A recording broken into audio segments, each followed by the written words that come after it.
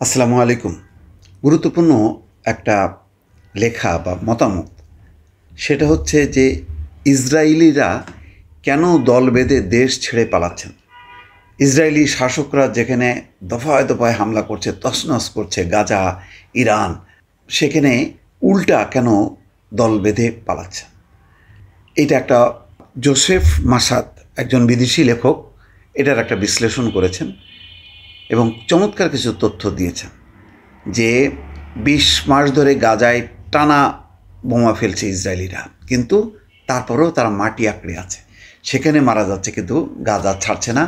গাজার হয়তো বাঁচতে এক জায়গা থেকে আরেক জায়গায় তারা দৌড়াচ্ছেন, কিন্তু একদম দেশ ত্যাগ করছে না।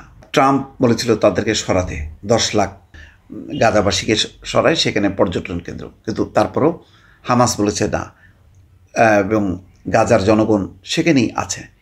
কিন্তু ইসরায়েলিরা তো সেই অবস্থায় নেই। কেবল প্রথমবারের মতন তারা ইরানিরা আক্রমণ করেছে, সেখানে তাদের বেশ কিছু অবকাঠামো ধ্বংস হয়েছে, মারাও গেছে কিছু, কিন্তু তারপরও তো মানে ইরান এবং গাজার সাথে যদি তুলনা করা হয় বা লেবানন, সেই তুলনায় তো কিছুই না।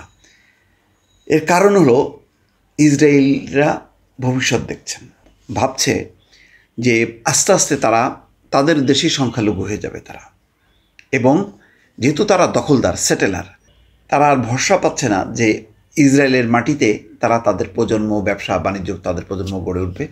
তারা মনে করছে যে তাদের পরবর্তী প্রজন্ম বিপদে পড়বে, এই জন্য তারা আগে থেকেই দলে দলে দেশ ছাড়ছে, এবং তাদের মূল গন্তব্য আমেরিকা, কানাডা।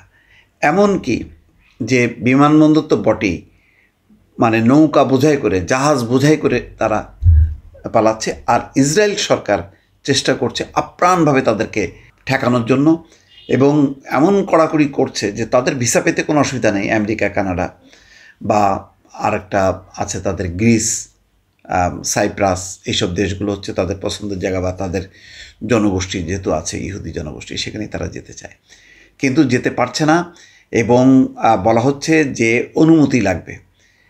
আর অন্যদিকে তারা এখন আন্দোলন শুরু করছে যে তাদের দেশ ত্যাগ করার যে অধিকার, সাংবিধানিক অধিকার, সেই অধিকার দিতে হবে। ফলে একটা হুলস্থুল, এবং বলছে যে এই প্রবণতা ব্যাপকভাবে সাম্প্রতিক সময় বেড়েছে, এবং তারা কোনো নিশ্চয়তা পাচ্ছে না যে ইসরায়েলের ভবিষ্যতে টেকা যাবে, মানে অদূর ভবিষ্যতে, সেটা তারা আর নিশ্চিত হতে পারছে না। ২০ মাস ধরে গাজায় টানা বোমা ফেলা হচ্ছে, পুরো গাজা অবরোধ করে গণহত্যা চালানো হচ্ছে, এখন ত্রাণের লাইনে দাঁড়ানো মানুষকেও গুলি করে মারা হচ্ছে। তারপরও ফিলিস্তিনিরা দাঁতে দাঁত চেপে গাজা আঁকড়ে আছেন। অন্যদিকে ইরানের পাল্টা আঘাতে ইসরায়েলে চরম আতঙ্ক ছড়িয়ে পড়েছে। এই ঘটনার পর ইসরায়েলি ইহুদিদের আর এক দফা দেশ ত্যাগ শুরু হয়েছে, মানে দফায় দফায়, কিন্তু যখনই হামলাগুলো হয় তখনই তারা দেশ ত্যাগ করে। ইসরায়েলি নাগরিক, দ্বৈত নাগরিক এবং পর্যটকরা ইসরায়েল ছেড়ে পালাতে মরিয়া হয়ে উঠেছেন। অনেক ইসরায়েলি রেস্কিউ ফ্লাইট বা পালানোর জাহাজ ধরে দেশ ছাড়তে চাইছেন, কিন্তু সরকার তাদের চলে যেতে দিচ্ছে না বা বাধা দিচ্ছে। এর আগেও দেখা গেছে বহু ইসরায়েলি ইহুদি অন্য দেশে চলে যেতে চেয়েছেন। ২০২২ সালের ডিসেম্বরে ইসরায়েলি পত্রিকা মারিফে বলা হয়, চলো দেশ ছাড়ি একসঙ্গে নামে একটি নতুন গ্রুপ তৈরি হয়েছে যারা ইসরায়েলি ইহুদিদের যুক্তরাষ্ট্রে পাঠাতে চায়। তার প্রথম ধাপে ১০,০০০ ইহুদিকে পাঠাতে চেয়েছিল। এই গ্রুপের নেতাদের মধ্যে আছেন নেতানিয়াহু বিরোধী কর্মী ইয়ানিভ গোরেলিক এবং ইসরায়েলি মার্কিন ব্যবসায়ী মোর্দেখাই কাহানা।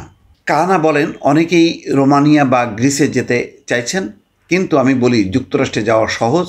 আমার নিউ জার্সিতে একটা বড় খামার আছে, চাইলে সবাই মিলে সেখানে কিবুতস, মানে এক ধরনের কমিউন, মানে মানে আখড়া আর কি, বানিয়ে থাকতে পারি। তিনি আরও বলেন, ইসরায়েলের এই সরকারের অধীনে টিকে থাকা কঠিন, তাই যারা ডাক্তার, পাইলট, এ ধরনের পেশাজীবী তাদের যুক্তরাষ্ট্র ঢুকতে দেওয়া উচিত, যুক্তরাষ্ট্র উচিত ঢুকতে দেওয়া। আসলে বহু বছর ধরে ইসরায়েলি ইহুদিরা মনে করছেন ইসরায়েল টেকসই কোনো দেশ নয়, এখানে ইহুদিদের সংখ্যাগরিষ্ঠতা হয়তো একদিন থাকবে না, রাজনীতি, সমাজ সবই বিপর্যয়ের দিকে যাচ্ছে, তাই তারা নিরাপদ এবং ভালো ভবিষ্যতের জন্য অন্য দেশ ছেড়ে যেতে চাইছেন। সাম্প্রতিক যুদ্ধের সময় যারা বিদেশে আটকা পড়েছিলেন তারা যদিও ফিরে এসছেন, তবে ইসরায়েলি ইহুদিদের এই দেশ ত্যাগ এখনও অব্যাহত আছে। আসলে এটা বিগত কয়েক বছরের সেই বিস্তৃত প্রবণতার অংশ, যেখানে অনেকেই দেশ ছেড়ে চলে যেতে চাইছেন। এই হচ্ছে এখন ট্রেন্ড, যে ইসরায়েলিরা আর মনে করছে না যে ইসরায়েল নিরাপদ দেশ এবং টেকসই কোনো দেশ। সুতরাং আজ হোক কাল হোক, যেহেতু তাদের যেতে হবে, তাই তারা এখন থেকে পরিকল্পনা করছেন ইসরায়েল ছেড়ে চলে যাবেন। তাই দলে দলে সবাই ইসরায়েল ছাড়ছেন দর্শক, এবং যুদ্ধ যত শক্ত হবে, আরও বিস্তৃত হবে, তত বেশি এই প্রবণতা চলতে থাকবে দর্শক। ভালো থাকবেন। আল্লাহ হাফেজ।